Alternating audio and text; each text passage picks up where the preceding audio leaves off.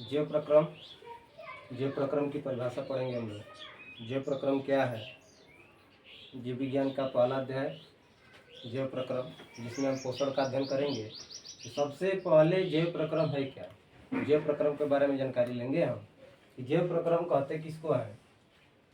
वे सभी प्रक्रियाएं जो जीवों को जीवित बनाए रखने में सक्षम होती है।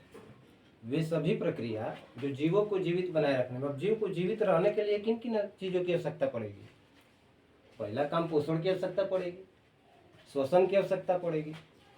अगर हम भोजन नहीं करेंगे तो हमें ऊर्जा नहीं मिलेगी। भोजन नहीं करेंगे, जल ग्रहण नहीं करेंगे तो हम जीवित नहीं रह सकते हैं। तो जीवों को जीवित रखने के लिए पोषण की भी आवश्यकता पड़ेगी। बिना श्वसन का, बिना सांस लिए कोई भी व्यक्ति जीवित, कोई भी जीव जंतु जीवित नहीं रह सकता है। तो श्वसन की भी आवश्यकता पड़ेगी। उसके साथ साथ अगर हमने पोषण किया, भोजन ग्रहण किया, तो बिना उत्सर्जन का तो काम चलने वाला नहीं है भाई। उत्सर्जन होगा, नहीं तो हमारे पेट में गैस बना सकता है गर्मी के कारण। उत्सर्जन की भी आवश्यकता है। उसके साथ साथ परिवहन की आवश्यकता है। और परिवहन क्या है? परिवहन का मतलब क्या है? जैसे मान लीजिए हमारे शरीर में खून का आदान प्रदान, एक जगह से दूसरे जगह पहुंचना, खून के माध्यम से ही जो हमारा पचित भोजन है वह, उससे जो ऊर्जा प्राप्त होती है वह हमारे शरीर में परिवहन के माध्यम से ही संचारित होती है, चलती है। तो जैव प्रक्रम वे सभी प्रक्रिया जो जीवों को जीवित बनाए रखने में सक्षम होती है, जीवों को जीवित रखने के लिए सक्षम होती है, उसे हम क्या कहते हैं? जैव प्रक्रम कहते हैं।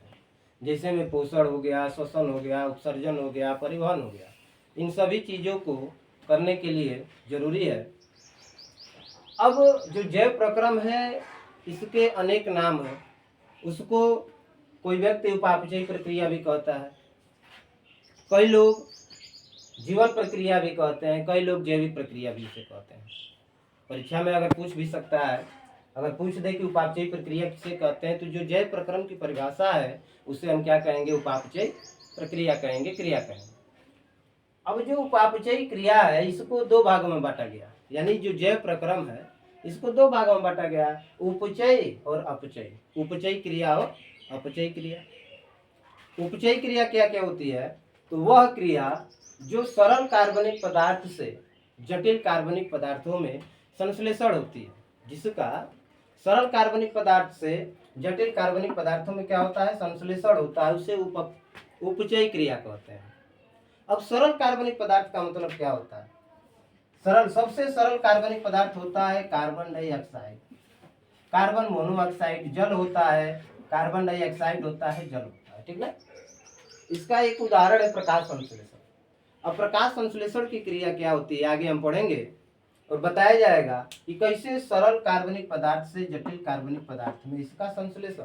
संश्लेषण का मतलब क्या होता है? संश्लेषण का मतलब होता है अनेक तत्वों को मिल करके एक तत्व का निर्माण करना, अनेक को एक बना देना, अनेक तत्व को एक। जैसे इसमें यौगिक हो गया कार्बन डाइऑक्साइड, यह यौगिक हो गया जल, इन दोनों को मिला दिया गया। ये दोनों सरल कार्बनिक पदार्थ है। जब इन दोनों को मिला दिया जाएगा तो आपका बन के तैयार होगा C6H12O6, यानी ग्लूकोज का एक जटिल कार्बनिक पदार्थ का निर्माण, ठीक ना। आगे हम पढ़ेंगे प्रकाश संश्लेषण की प्रक्रिया जो पढ़ेंगे तो उसमें समीकरण दिया जाएगा। इससे जल का भी निष्कासन होता है, उसके साथ साथ कुछ ऑक्सीजन भी बाहर निकलती है।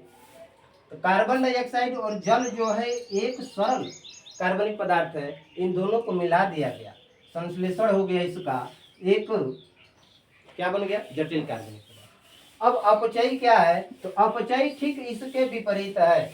इसमें सरल कार्बनिक पदार्थ से जटिल कार्बनिक पदार्थ में बदला, संश्लेषण हुआ, लेकिन अपचयी क्रिया में क्या होगा कि एक जटिल कार्बनिक पदार्थ सरल कार्बनिक पदार्थों में विखंडित हो जाएगी। वह क्रिया जिसमें जटिल कार्बनिक पदार्थ किसमें? सरल कार्बनिक पदार्थों में क्या होते हैं? विखंडित हो जाते हैं, विखंडन हो जाते हैं। विखंडन का मतलब टूट जाना। जैसे यह जो है ग्लूकोज आपका C6H12O6, यह दो भागों में टूट जाएगा, किसमें? कार्बन डाइऑक्साइड और जल में। तो जटिल कार्बनिक पदार्थ कितने भागों में किसमें टूट गया? सरल कार्बनिक भागों में विखंडित हो गया। इसमें संश्लेषण हुआ, इसमें अनेक को एक बनाया गया, उसमें एक से अनेक बनाया गया। ठीक उसके विपरीत है अपचयी क्रिया। ठीक ना, समझ में आ गया होगा। उपचयी क्रिया क्या होती है और अपचयी क्रिया। उपचयी क्रिया में सरल कार्बनिक पदार्थ से जटिल कार्बनिक पदार्थों का संश्लेषण होता है और ठीक इसके विपरीत है अपचयी क्रिया। जटिल कार्बनिक पदार्थ जो है सरल कार्बनिक पदार्थों में क्या होते हैं, विखंडित हो जाते हैं, टूट जाते हैं। ठीक है।